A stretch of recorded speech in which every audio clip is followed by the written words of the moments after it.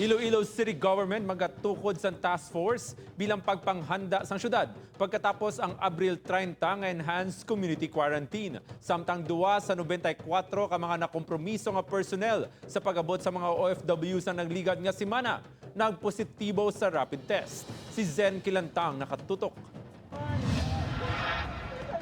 Umpisa Marso 16 ang nagsugod ang quarantine madamo nga sektor ang apektado bangod sa coronavirus disease 2019 pandemic.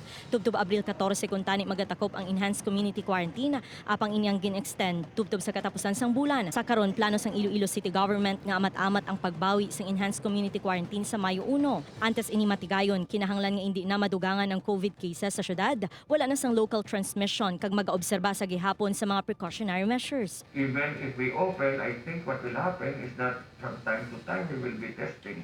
Dugang pa sang alkalde, magatukod ini sang task force agud maghanda sa gradual opening sa diin mangin miyembro man ang mga negosyante. Agud matutukan kung paano mapabalik sa normal ang operasyon sa mga negosyo kag makabalik na sa trabaho ang mga tao. Special na niya nga dalon ta na ang mga negosyante, no?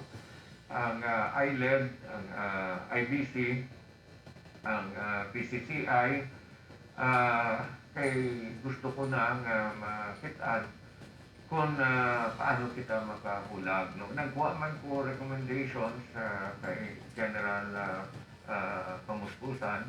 Samtang duha sa 94 ka personnel ka mga nakompromiso sa pag-abot sa mga OFW halin sa Cebu nagpositibo sa rapid test. Ini ang ginkumpirma sang alkalde. Isa ang personnel sang Philippine Coast Guard kag crew sang barko nga ginsakyan nila. Ginahulat naman ang resulta sang ila confirmatory test. Upod kay Romel Porquia, Zen Kilantang, One Western Visayas.